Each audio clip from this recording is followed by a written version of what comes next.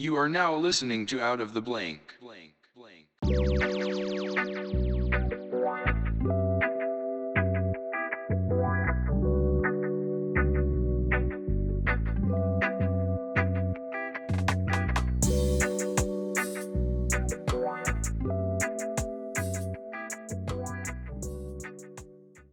Well, welcome to another episode of Out of the Blank podcast. I'm here with Anthony Cruz. Hey, how's it going? Part two, Anthony, part two. So tell me a little bit about yourself and if you want what you do professionally. Okay. Well, I'm currently doing this podcast from New Orleans, Louisiana, amidst the coronavirus. So I've been at home. It's going over 2 weeks. So, going a little stir crazy. And I own a couple of businesses, one of which is Gulf Tacos. That was the first company. Um, and we've since opened, actually, we're right at the 1 year anniversary. So, Southerns. And so, yeah, we own two of these food companies. And prior to that, I was working in healthcare. Um, I was actually with Jefferson Parish Human Services Authority. And so I was kind of tasked. I was working on a federal grant trying to reduce the opioid overdose rate in Jefferson Parish, Oh, which shit, let dude. Hang on a second. I'm a big person on that because I went to school originally before taking psychology classes to deal with chemical dependency with the amount of addiction that's going on in this world right now. I mean, addiction obviously comes in many different forms, whether you want to talk about alcohol, whether you want to talk about opioids, whether you want to talk about, the list goes on and on. Even people being addicted to food. I mean, that's an issue too. Everybody's got their own addiction. I mean, if you want to talk about amidst the coronavirus and all the stuff that's kind of happening and people being on lockdown, not being able to leave their home, gyms closing, I've worked out every single day for 7 years and the virus has not stopped me. I have a key to my gym. I will go to the gym and I will work out because it's my relief. It's my therapy. It's my fix. It's my addiction. And what did you see the most interesting about being involved with, like even finding, I guess, the passion to want to pursue to get something like that fixed? Like the opioid addiction is so big. it is. So yeah, look, I have a lot of opinions on that one. It was interesting. It was interesting that the problem basically centered around big pharma. And what was really puzzling is that the solution, oddly enough, happened to also be big pharma. And look, I don't want to downplay what's going on right now because it's serious. The economy is like basically almost at a halt. I think I saw on the news today there was something, in the ballpark of like 2,300 deaths.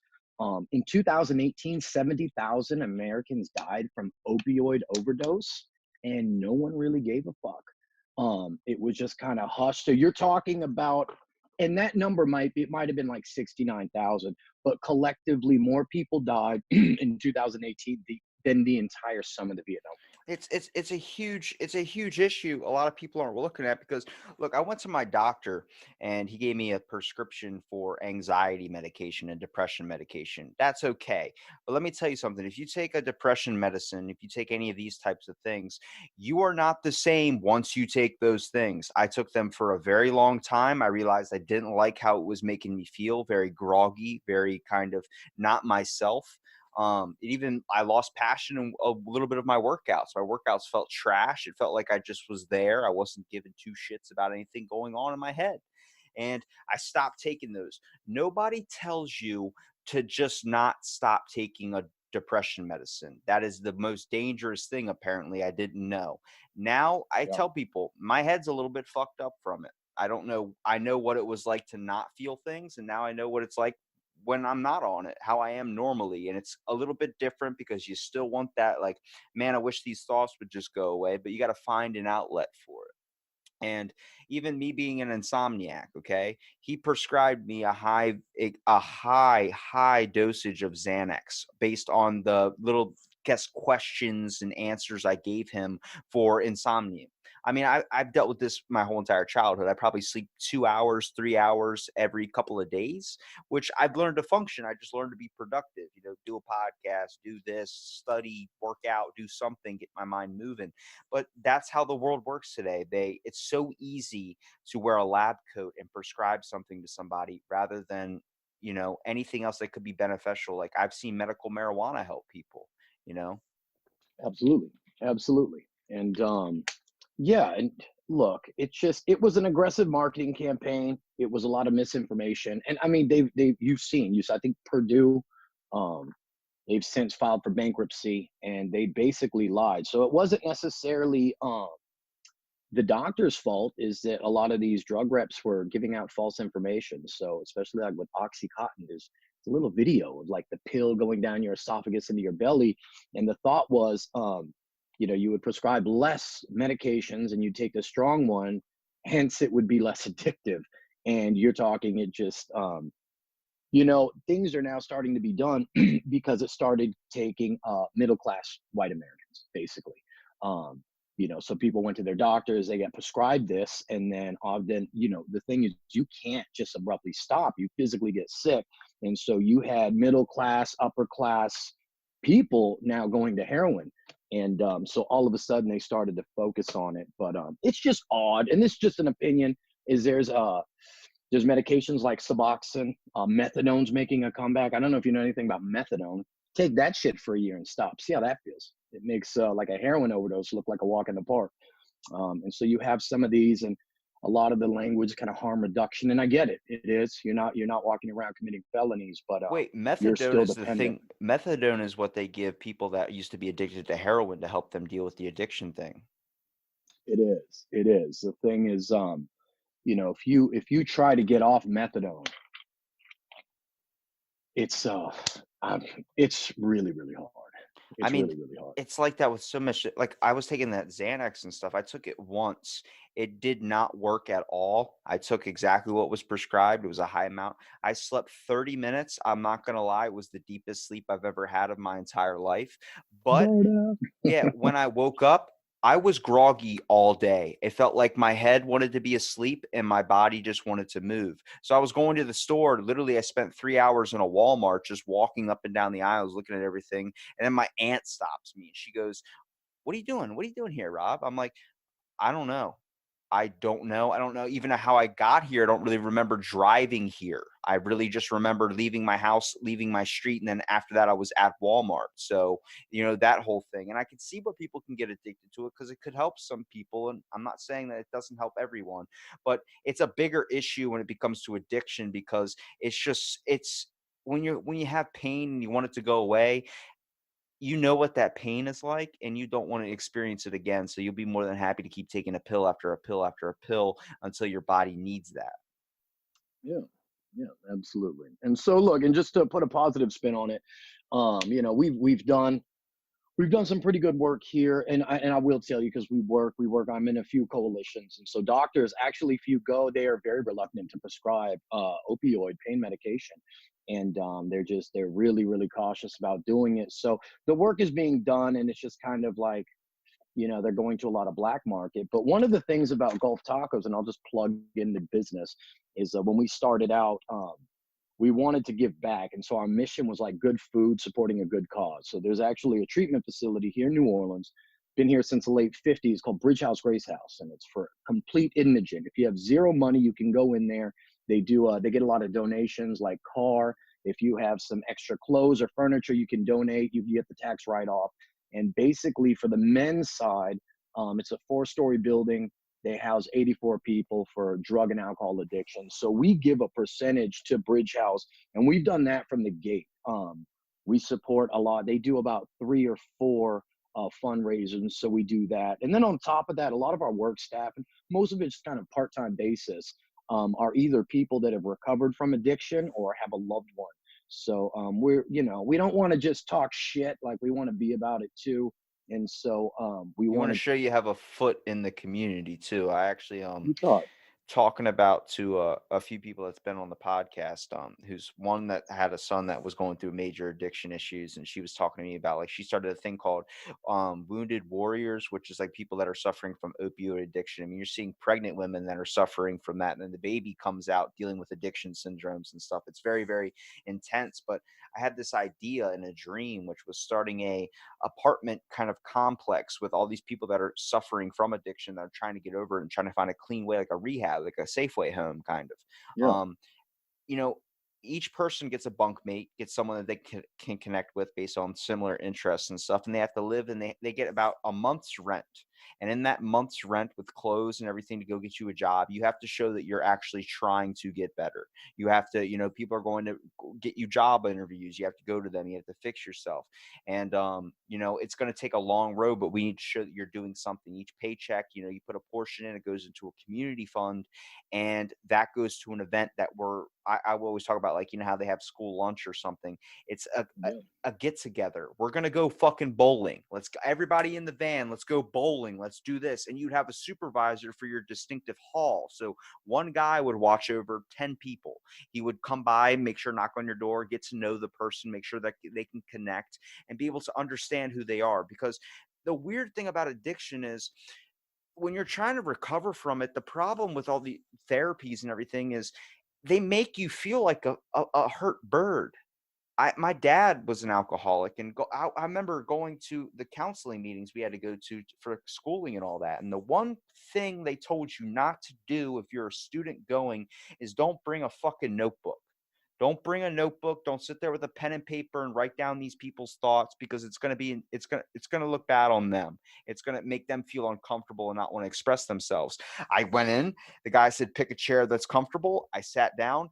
I noticed I was sitting on the side with all the alcoholics. So there's people going down the line, everybody telling them who they are. Hi, my name's this. Hi, my name's that. I'm suffering this. This is why I came here. This is why.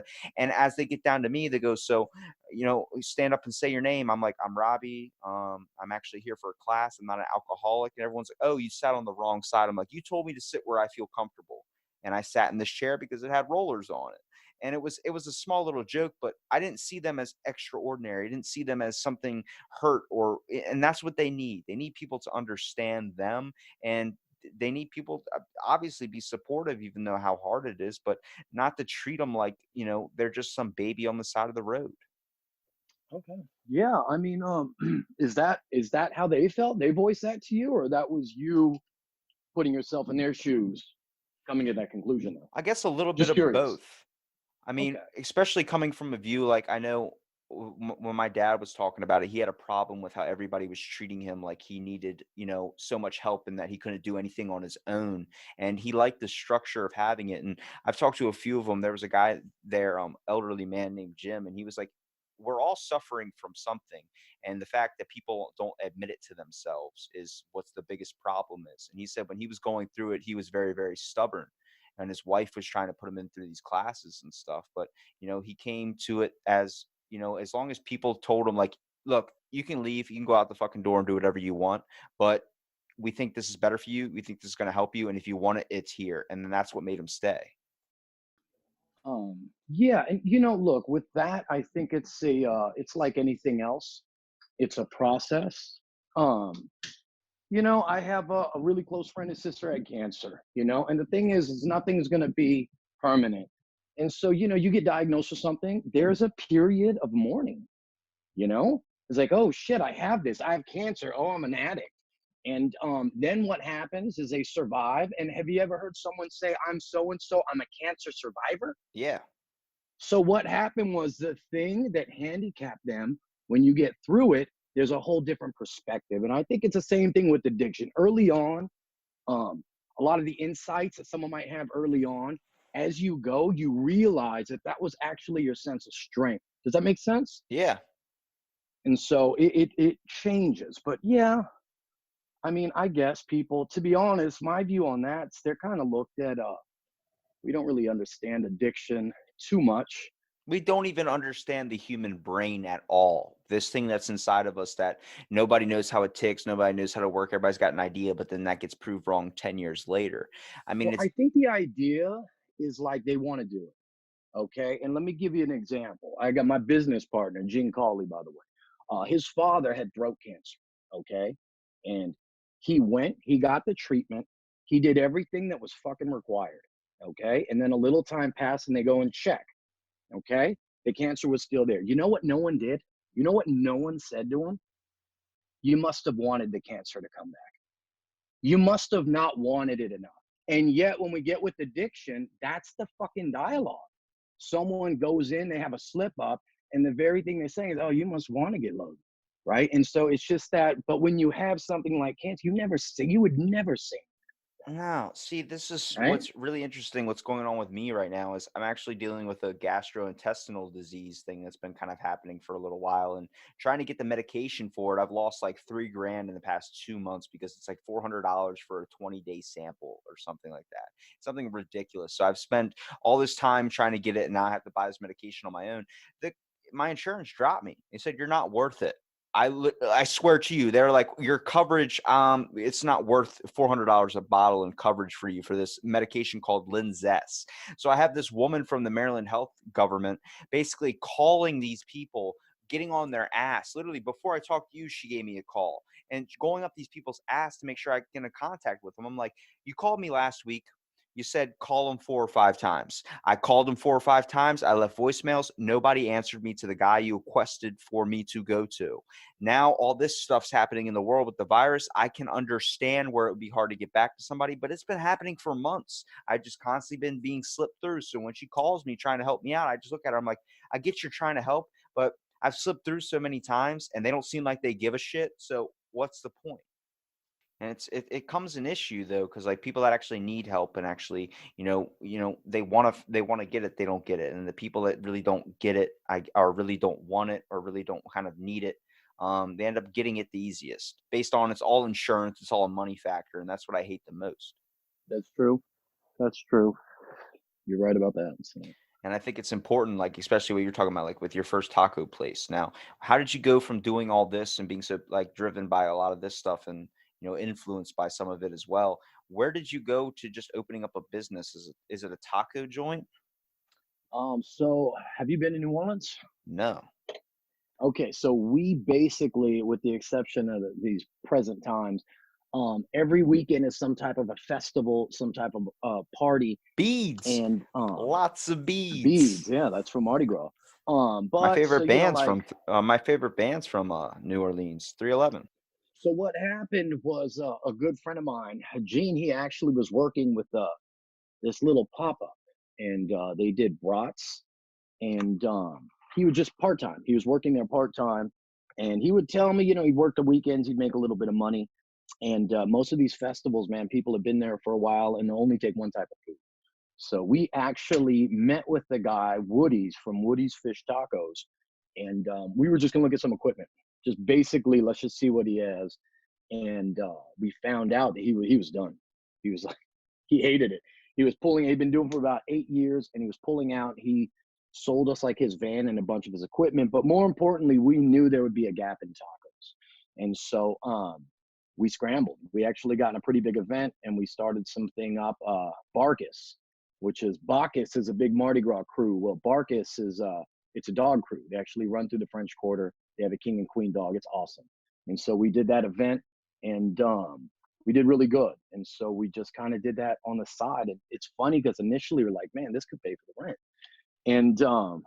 And then it just kind of blew up from there. We won a few big festivals. They do like the Po' Boy Fest. We won 2 years running. We won Seafood Fest with Gulf Tacos. And yeah, and so that's basically what happened there. And what I did notice is, and I actually pitched this to a buddy of mine. I said, no one's doing a really good chicken sandwich. I said, and I don't know fucking why, because I would kill for a killer chicken sandwich. And so I pitched it to my buddy. He's got a bike shop. I was like, dude, do it. We'll lend you the equipment. Maybe give us a percentage. Then you get your equipment. You're off on your own. And he didn't want to do it. And so then was the birth of Southerns. And so I basically have been obsessing about this chicken sandwich for almost, well, over a year. And that's it. I set out to make the best fried chicken sandwich in New Orleans. And would you say that you are close to maybe having the best fried chicken sandwich? Because I feel like everybody always talks about this Popeyes and Chick-fil-A's debate, like which is the best chicken sandwich. And I'm like, dude, honestly, I like a nice mom and pop like sandwich. I really am not a big fan of the giant businesses. I will stand by Popeyes biscuits. I think they're fucking awesome. Um, Okay. but that's about it They're though. both Like, good. And there yeah, is that debate. yeah. Um, I like them both.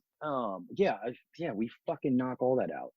Although I will say between those two, I think I'd go for Chick-fil-A just because I feel like on a regular basis I get the same quality product. Popeyes is kind of up in the air. Could be amazing, could just be average. But no, man, we did Fried Chicken Fest, which is a national fried chicken fest, was in September. And dude, when I say pop up, we come in a van. I set up a tent. Gene's actually really good with his hands. We got these off-road wheels on these fryers. We take everything on the road. And so we went up against basically the best in the city. And there was a few people that came from out the state. And there were two awards: best use of chicken, which is like chicken, whole pieces of chicken, and best use of chicken in a dish. And we won. So out of the two awards, we won that. We're going to try and win both next year. But yeah, so that was in September, and it's just been kind of blowing up. So Well, what's your typical, like, how do you prefer your fried chicken sandwich?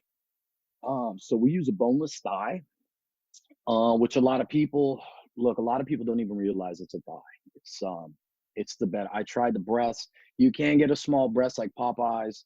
I tried everything. The thigh is where it's at. I don't even So know it's a what Popeyes uses as their chicken tenders. Those things are fucking weird to look at. Looks like you're dealing with like a finger of a person or something that's like fried. Yeah, it's a breast though. It's all white meat. For the most part, they're white meat. But we use the thigh, and I think we did some pretty killer marketing. And so if you want it, we love music, and so if you want it mild, you get the Lionel Richie. Okay. If you want it, Okay. if you want it medium, you get the Otis Redding. And then we have the Rick James, which is our super freaking hot. And then we have an underground heat level because I remember we were doing an event, and this one guy, look, he was nice, but he ate the Rick James, and of course, I said, well, how was it? And he said, number one is delicious. And then he said, but that wasn't hot. So humbled, I went back to the lab and I said, never again. I'm gonna have an option where you won't ever tell me that. Now, this one isn't on the menu, actually. You have to follow us on social media, and we got the Richard Pryor. And are you familiar with Richard Pryor? Yeah, I know. Okay, so you remember that he great comedian, uh, also had addiction problems. And there's this episode where he was smoking crack and he caught on fire. He's literally running down the street of Los Angeles on fire. This fucking sandwich reenacts that moment in his life, and it does it in your mouth. And again, it's not on the menu. You kind of have to follow us. And but if you say Richard Pryor, we know exactly what you're talking about.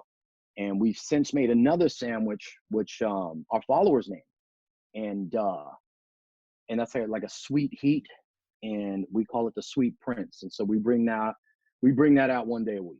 So, and that's basically it. We've been running this pop up with a chicken sandwich and fries, and we've just added another one. So You did one of probably the hardest and most interesting things about where social media is today, and you tried to market it through social media. A lot of people do it, and a lot of people, come into challenges with it just with how random and kind of fast it really goes. It kind of seems like the trends are always flipping and flopping, but as a business owner, that is the capital thing, especially like you're doing a pop up or you're doing something like a food truck, for instance.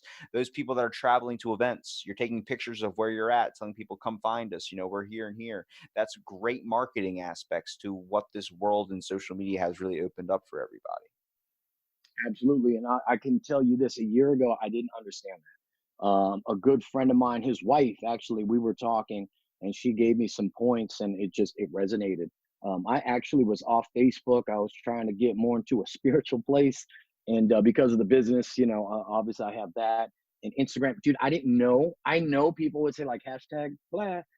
I didn't really know what that meant, and so yeah, I kind of submersed myself into that. And no, absolutely, absolutely. It's like a free commercial, but I can get instantaneous feedback. And like with the Sweet Prince, that was a giveaway. And so we went to the people, our customers, our followers, and we said, man, you name it. And we did a couple of pop-ups, and it was just a sandwich with no name. And so we had people try it, and then we did a contest, and whoever picked the winner got dinner for four. So it was a four sandwiches, two fries, one day a week for 4 weeks. Okay. So that's like 16 sandwiches, and you get to name it. And so our customers named it, and man, we have the best fucking customers. I mean, we did a pop up on Saturday on some random street at a bar in a neighborhood, and we sold out. We were supposed to be there from 12 to 7, and we were sold out by like 3:45. So Well, that's one of the most important things too about it, even when you're in a business, is not losing that aspect of who you are and being able to relate to the people. People want to feel involved. People want to feel familiar when they go to a place. People want to feel like they connect with the owner.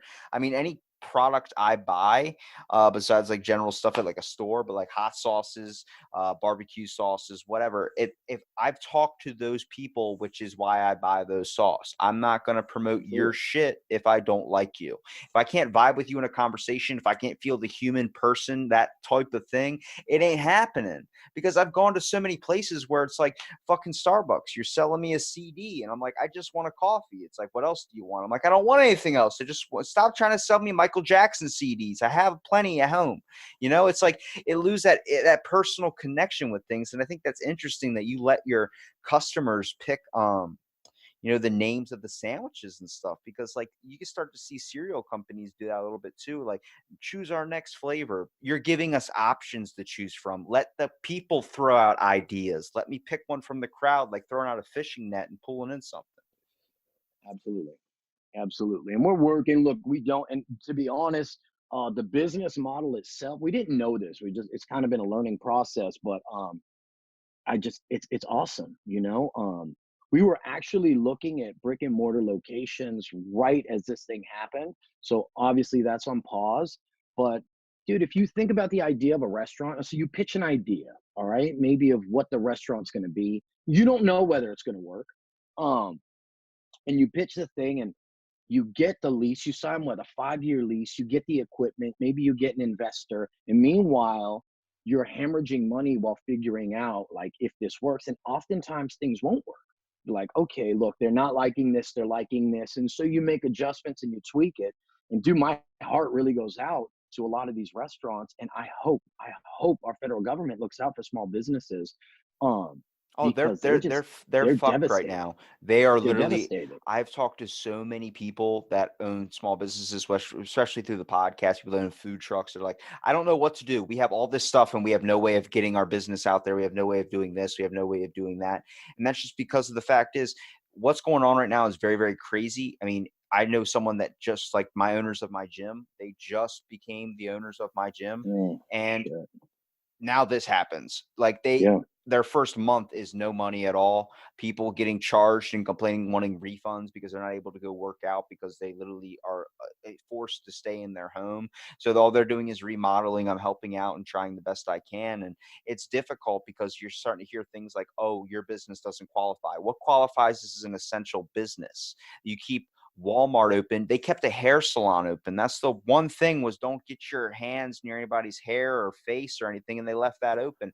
Really? GameStop's fucking open. Like that doesn't make sense to be That might be essential essential. And business. Yeah, like what the hell? I guess it's essential if you want to sit at home all day, give you something to do. yeah.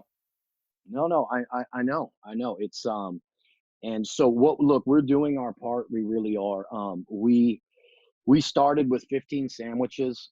So anyone out of work, and I'm trying to find a way to word it in the post because I don't want people. I so Nick, who's actually, his nickname is Sweet Prince. That's why we chose Sweet Prince. Um, he actually mentioned that I wonder if some people like their pride doesn't want to let them say that, hey, they need a free sandwich. I'm trying to find a way to word it, but we designate, and we're up to 25 sandwiches for anyone out of work. Come in, tell us, fucking, we love you, we're going to give you a free sandwich. And I've been reaching out to restaurant owners, to a lot of the chefs, like, hey man, send your crew, especially like the servers. Sometimes the worker, the cooks can stay back there if they're doing takeout, but I told them, man, send your crew, they can eat. We're doing what we can. um to give back. So but we're kind of fortunate that it's been a learning process, but the few pop-ups we've done, we've done really well. And so, but we want to show the love too, you Yeah, know. I've seen there's a giant popular place in my town. It's like a club type thing. It's called Secrets, and they're a good restaurant. The owner went out of his way. He reduced all of his prices on his menu. Stuff like a jerk chicken sandwich with fries and everything, instead of being like $12 like it usually is $3.99, and they deliver it to you, or it's a pickup thing because we're it looks at like, okay, at first it was like a different part of the country that was experiencing this. And then when it hit over here, it was small businesses that were really getting hurt. Now it's everybody's kind of going through some shit right now. Like my state literally just passed today that we're going on a stay at home period where you're not able to leave your house. And there is things like I was saying, I'm addicted to the gym. They're going to tell me I'm going to get a 5 grand fine by trying to, if they see me outside going into a gym or see me, even though it's just me in there, it's a personal therapy reason. You're able to leave your house to go to GameStop and grab a game. You're able to leave your house and go to Walmart and get your groceries. That's understandable, but it's also a point of like, we're all fucking here going through some shit.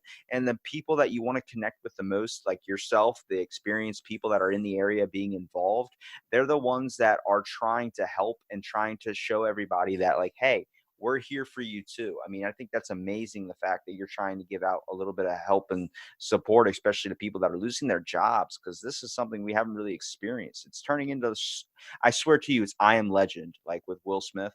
Like, Yeah.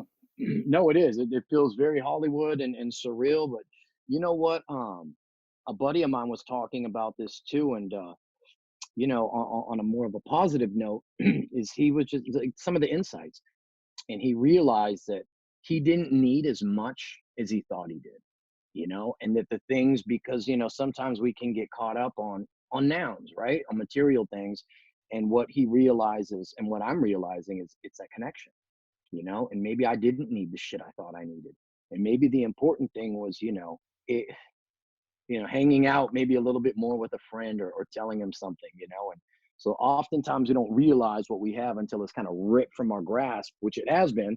But I think it's also, it's not gonna last, sadly. It's the same thing I've talked about for a very long time, is the fact like what brings everybody together and where we can put aside our settled differences like racism or any of these type of things we like to hold on to every single day and include such a large factor. When a terroristic attack happens, everyone drops their shit and they come together to realize there's a giant problem we need to get over. This virus thing is the same exact thing. It's just going to yeah, last 2 weeks. Once it's over, I'm not saying the virus is going to last 2 weeks. I'm saying once the virus is over, 2 weeks yeah, later, people will revert right back to how they were before. I've seen people that didn't give two shits about other people talking about, I'll be more than happy to deliver to you. I'll be more. That doesn't stay around forever, because the way the world works, the way we've turned it into, is a factory 9 to 5 lifestyle where competition is over community. And it makes it very difficult. And that's why, like, even with this conversation we're having, like, where I really appreciate you coming out and doing the podcast too, is also I can relate to you.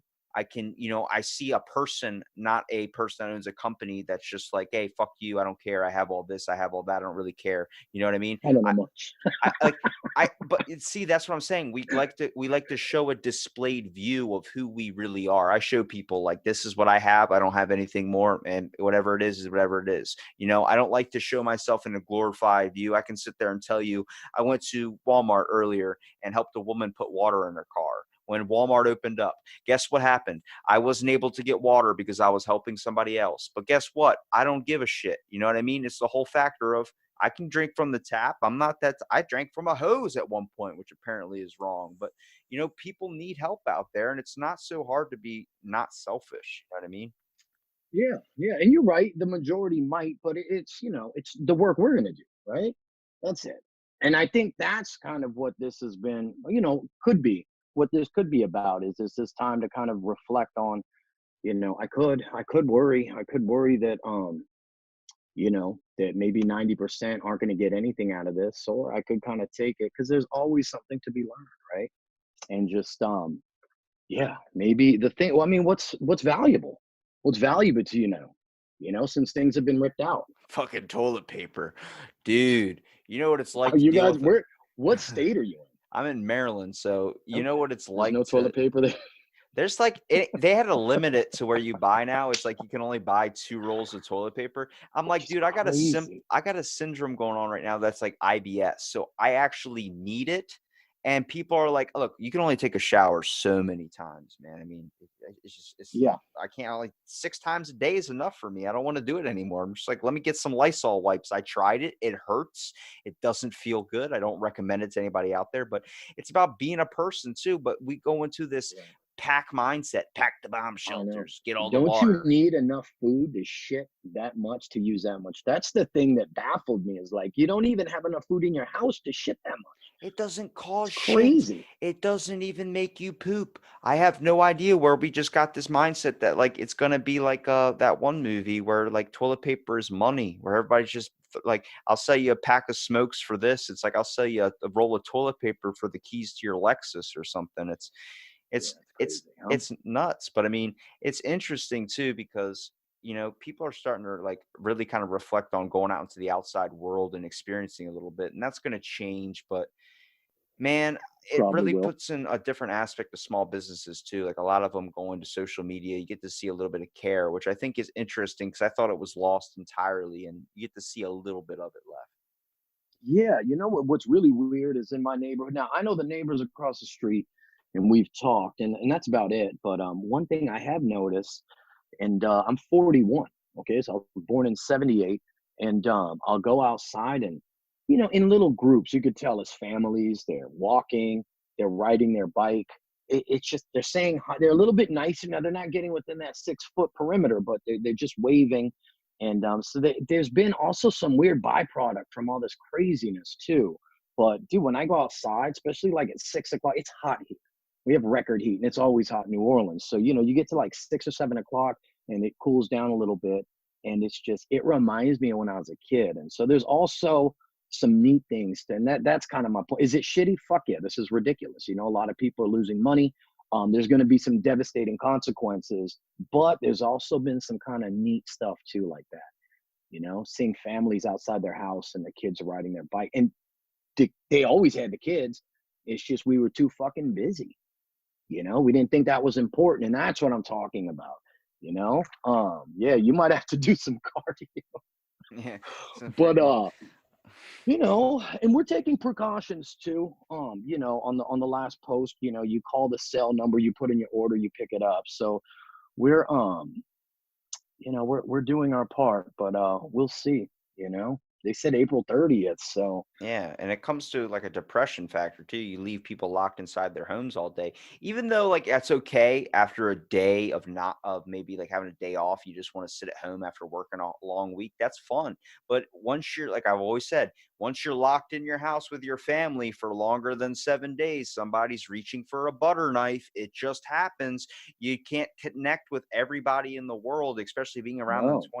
24/7. Next thing you know, someone's chewing loudly, and you're like, I'll fucking punch you in the face. Like that's Yeah. No, literally I what. heard domestic violence is increased exponentially since Yeah, all this. because they're sitting at home. They can't go out when they're pissed Chewing off. loud. I know. And dude, I have a tiny house, so I'm just I do staying my away from best. everybody. I'm locking myself in different rooms. Like, are you out of the kitchen yet? Yeah. Okay. I'm coming downstairs. Don't make eye contact. Just wave. We practiced this when we were kids, right? What was it? Stay away from cooties. Now we're doing this thing, or someone has a stick with poop on it and they're chasing somebody around the lawn with it. We're just keeping our distance, but it's Yeah. there's strange precautions. I don't think it's going to get better with everything that's going on. I think they left some of the essential main spots open. Like you leave Walmart open, I understand, but at the same time, that's a lot of where it's going to happen. We actually had You're somebody right.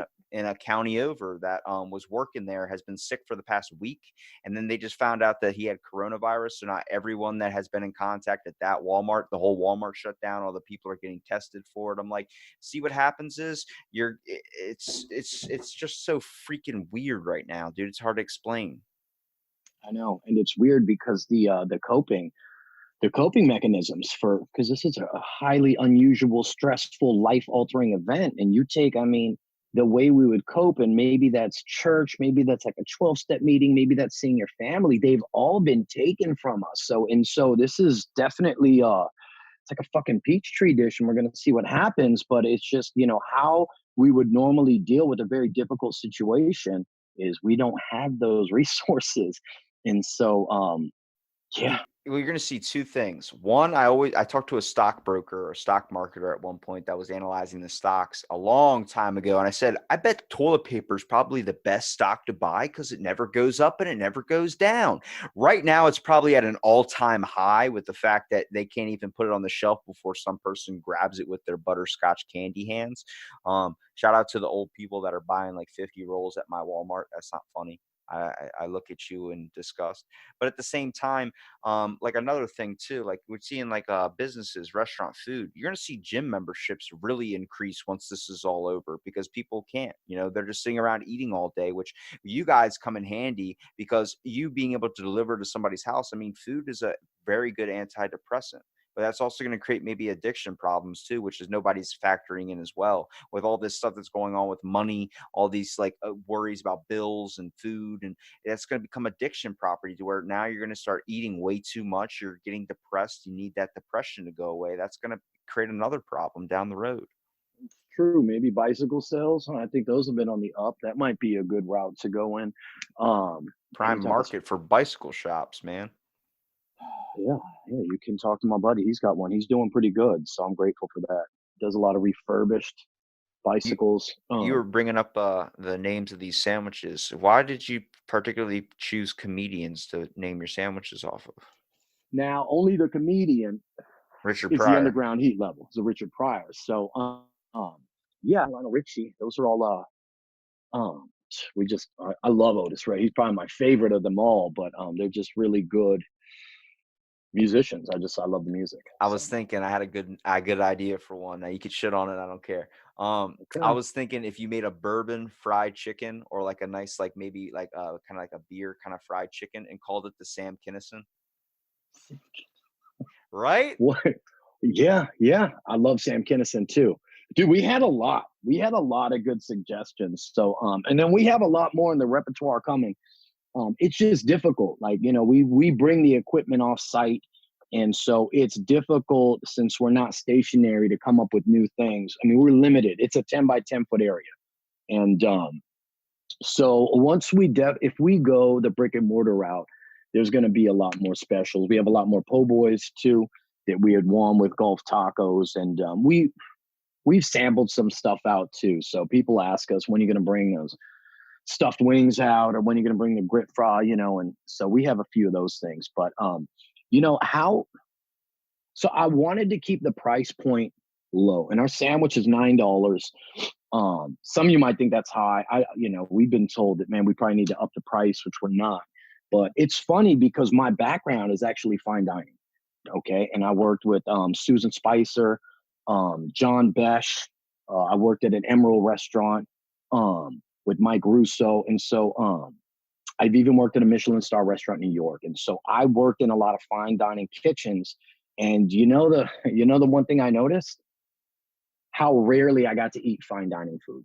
Okay. And the only difference with fine dining, obviously, other than the ambiance, is the meticulous care they take care of the product. Okay. I've worked with some chefs that they just if it's a fish, I mean, they just treat it so well.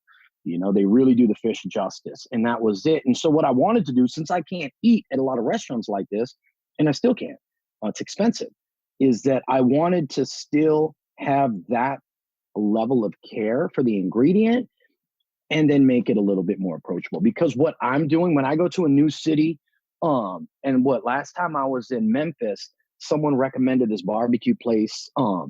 It's right next to a Lowe's. It's literally Lowe's parking lot, and then there's just the layout, the zoning on this is really weird. There's this random building, great barbecue, and it didn't break the wallet, and that's what I look for. I want something with like really, really amazing food at a really good price. And then if you get it where not everyone knows about it, then it's just like, then you feel cool, right? And that's what I wanted to do. I wanted to do something where, whether the economy is good or bad, dude, the thing is, you get like a number 2 at McDonald's, it's going to be like $7 or $8, Dude, right? I can't see. This is where we talk about the problem with Chick-fil-A, dude, because I can't do Chick-fil-A because I don't like those fast food places because when I go to your restaurant, I should be able to smell the food from the front fucking door. It should be able to take me off my feet and bring me in. You know what I mean? I should get a whiff of it before the plate comes in front of my face. When you get a Chick-fil-A sandwich, okay, I love the spicy chickens. I ate them all my senior year with a chocolate milkshake. That's fine. The fries are good too, and you can't complain about the Chick-fil-A sauce. But biting into a chicken sandwich, I like a nice, like really, really crusty fried chicken. I mean, that's a patty or whatever you want to call it. That's amazing. But the Yep. bread, dude, when that bread is so soft, it feels like I'm eating a buttered sock. I'm not about it. I want something that's crispy and flaky. When I bite into that sucker, I'm getting some crumbs going down. It shouldn't be a thing that you can eat in your car, especially like if you're like my buddy who cared about his Mustang. I mean, I almost got arrested for eating fried chicken at a freaking Royal Farms place because Royal Farms, I don't know if you have them down where you're at.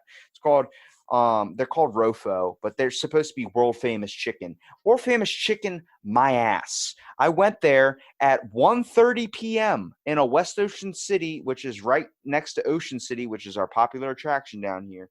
To this place, and I said, "Can I get a fried chicken tender meal?" I paid for it. She goes, "I'm not putting any more fried chicken on." They're that fucking lazy. I'm like, I get it, it's gas station chicken, but I'm like, it's 1:30. You're not gonna put any more fried chicken on? She goes, no. I'm like, so what am I gonna get? She's like, I can get you your French fries. I'm not gonna complain. The French fries, they're the steak cut ones, which I like. So I like those big thick ones. But we ended up going to the back parking lot to eat, and my buddy just got a brand new Mustang.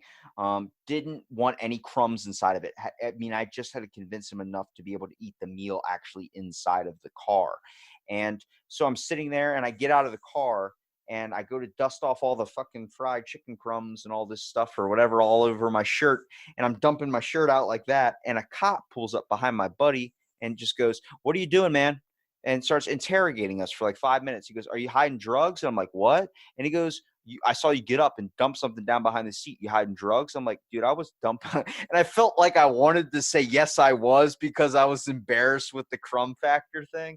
And I was like doing this. Okay, so he looks around for a minute and sees that, oh, there's trash there. It's obviously, this is a big misunderstanding. He's like, "Just get out of here." I'm like, okay. So we ended up leaving. But like, when it comes to that whole chicken factor, man, I don't like it way too much to where I'm getting it all dumped all over me. But when it comes to food, man, I like something where when I taste it, I get hit with a fucking wave of like either nostalgia or something that's so damn good that like savor in every single bite. You know what I mean?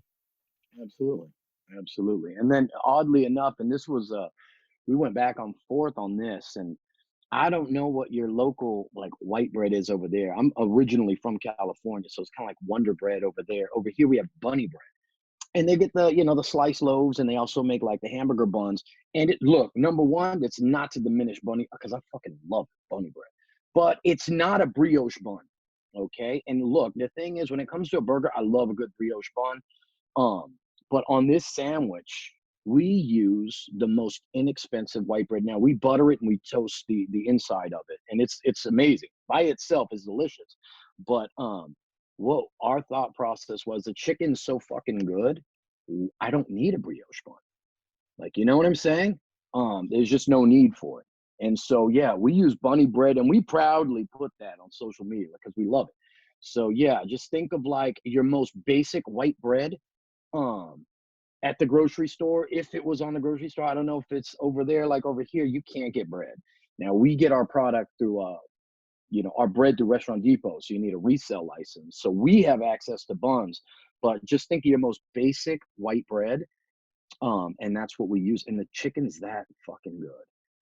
And the thing about this, and it's kind of a hot chicken, is, and you choose your heat level, right? So whether you're going to be Lionel Richie or Richard Pryor, that's up to you. But it does have some kick, right? And so we go to a lot of breweries too. It's good to wash that down with a little beer. So it's kind of ironic how we give back to the facilities helping with addiction, but we find ourselves at so many breweries as well. Um, yeah, if you ever come to New Orleans, not only will I give you a sandwich, but we have some really, really good. I don't know how. What is it? Royal what? Royal Farms, Rofo. Royal Rofo. I World don't know famous Rofo is, but chicken, we. my ass. It's not a mom and pop place. It's a fucking gas station, and they say they have the best chicken. But I'm like, you guys never want to make the chicken. their bathroom has been closed for a month because the employee that was cleaning it just threw the mop in the toilet, was like, fuck this, I'm out. Okay, yeah, don't go to Rofo no more. I got a good one for you. I want you to call this All right. sandwich the Regis Philman. Okay. I want you to Okay. take an oatmeal, or not oatmeal, a raisin, like kind of like, you know how they have the raisin bagels? Put that on a fried chicken sandwich, mild heat, obviously, but a cinnamon raisin bagel with it. And then put like some mashed potato, like a little bit of that like creamy mash with a little bit of butter, maybe gravy on that biscuit. Bam, put that inside the sandwich. Call it the Regis Philman because it's fresh, it's toasty. You love them. You loved them on the show, but it's got the age factor to it, which I look at mashed potatoes as like an old person food because they got to take their dentures out to eat it. Okay. All right. Yeah, we have a no spice. I contemplated like calling it Bob Barker, but we definitely I want love to that one. and there was some really good on the new one. We had a lot of New Orleans musicians like recommendations, but we just want to make sure on anything new that it resonates within different demographics, age groups. So yeah, we thought Barry Manilow, but man, I mean, I love Barry Manilow. I don't know if a lot of people will know who that I is. like Do you know who Barry Yeah, Manilow I is? know Barry Manilow. Okay, all Why right. don't you make one called the Um, Frank Sinatra? Add a yeah, nice side of tapioca to be pudding. classic, huh? Have to be a classic. So yeah, we our marketing is pretty. I think it's pretty good. I like it. I mean, I'm So interested in it. I think the whole yeah, factor is when it comes down to what do you side your sandwiches with? Are we talking about steak cut fries? I like the big thick ones. If you come at me with that uh, worm looking stuff, the little small fries you get at McDonald's, I'm going to be pissed because dude, that's if you so. fit Look, 50 in your mouth, that's not a French fry. That's not a side. That's a fucking. I don't even know with Five Guys, they give you a bag of French fries down here. You're like, can I get a small fry? They give you a straight up brown paper enough for a bag. family of 8. Yeah, I'm like, what is this? Like, it's a small fry. I'm like, you just gave me everything that was on the thing. It's like what we call a small fry. I'm like, no, I want a thick one, like a quarter of a potato, where I could choke on it if I didn't chew properly. Really, that's your French fry? That's your go-to French fry? Only reason I stayed at that Royal Farms and paid for my chicken tender meal is she gave me a basket endless of bucketless fries. It's like when you go to Baskin Robbins, they're like, "You want our steak fries?" It's bottomless. It's endless. You can keep getting more and more and more. I'm like, "Fuck it." It's like Outback or Outback. Don't even give me the meal. Just give me the bread. That's all I want. Okay. Yeah, no, we go so French fries themselves, it's fucking hard to do, you know? So you gotta you first of all, we press them and then you gotta soak them, and there's a starch content. You want to minimize a little bit of that. So you gotta run it underwater for about 15 or 20 minutes, and then I blanch it um at a certain degree for a certain amount of time. Then I got to take that up, put that on a sheet pan, cool that off, and then the weird thing is you have to freeze it. It's weird, it comes out better if you freeze it and then thaw it out as opposed to just cooling it. So you got to fucking freeze the thing, pull it out, thaw it out, and then fry regularly. And so actually really good french fries are fucking hard. So shout out to McDonald's. And back in the day, they did it in like beef tallow. They fried it in beef fat. That's why they were so good, but they changed it because of the caloric intake. But yeah, dude, French fry. And here's the thing: when you say steak fries, they just cut that shit in bacon, right? That's the badass shit about it. It's French fry. You cut It's out the not whole even fry. from a la Boo France. McDonald's, I You may be out you of like toilet. something Hold on. that's not even fried. I don't even have toilet paper and I wouldn't wipe my ass with a McDonald's small fry. Okay. Here's That's the what thing I'm with telling McDonald's. you. I wish I could go on a time machine and have McDonald's like when it was just one When it was location. Speedies, I bet that shit was fire. that's I what bet it happens. was. That's why I don't like all the like. We have a Jewish deli down here, and they just made a second location, and you could tell. Like my thoughts initially was sometimes you think when you get to a manageable place of opening up another business, and then it becomes too much and you go under. But sometimes you lose that initial thing that made that shop so inspirational was the fact you had one location, you could put all the care into it. You don't want to be popping up like McDonald's everywhere where you eat a burger. My buddy sent me a picture the other day. He took a picture of his food before eating it and he was going to post it. Then he saw when he took a picture of his double cheeseburger, which I don't know why you're going to post that on social media, but he did. There was mold on the bread. of the cheeseburger. Okay. That Yeah. shit, when that starts to happen, that's too much for me. And people are still going to buy that because they're just a major corporation. What I like about you is the fact that, you make it real with the food as well. You like the flavor stand out, you get the funny names, you understand with the people, that's what's kind of needed. And that's what gets lost a lot of times. That's true. And there's two schools of thought, and we'll just put on a different pair of glasses. I absolutely understand what you're saying when you open multiple locations. One thing that I'm realizing is no one will ever care the way I care. And it's me and my business partner, Gene. And we'll stay up late at night. How can we be faster? How can we do better? And one thing, as good as we are, and we are good to the people that work with us, is they will never have that same amount of care that we do.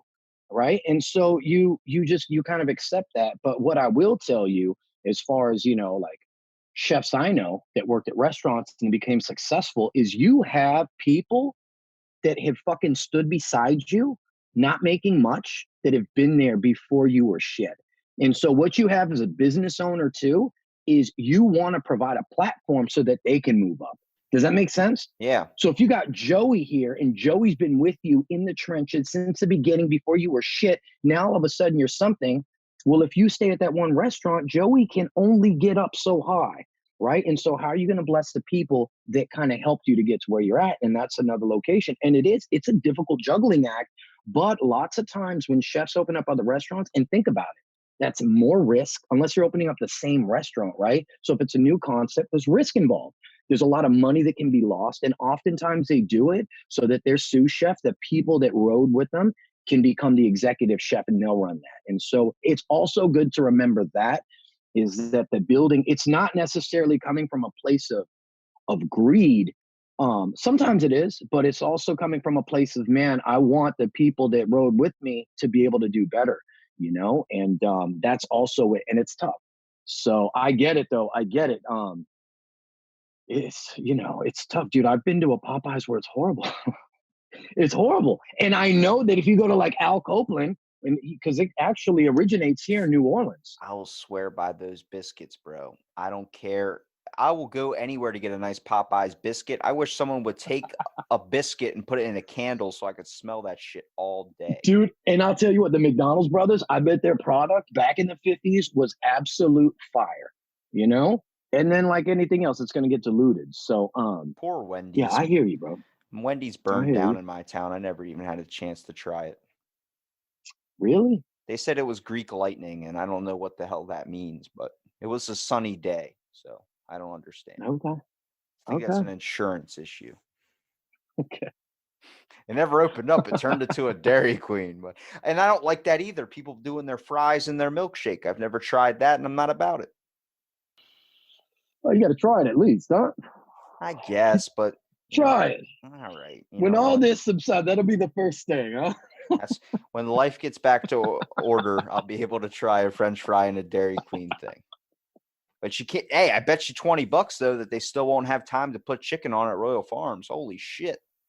Oh man, yeah, they got to get their act together, huh? That woman is so lazy. I look at her and she's just like, I don't feel like putting it on. I'm like, it's 1:30.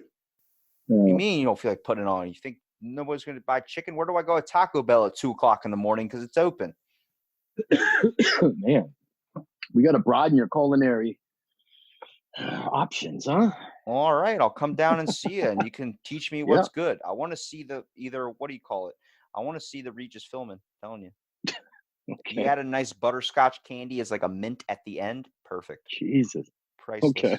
Or Mike Tyson, you can make one of those and just make it so like it's like you have some ears in there maybe, or maybe if you've made something that's such like a punch to the face with flavor, but like that's how you market it. Holy shit, that is good. Call it the Knockout Champ, whatever you want to say, or call it the Rocky Balboa. Just burn the shit out of it so it's nice and rocky, like a freaking turd that you dropped on the ground or something.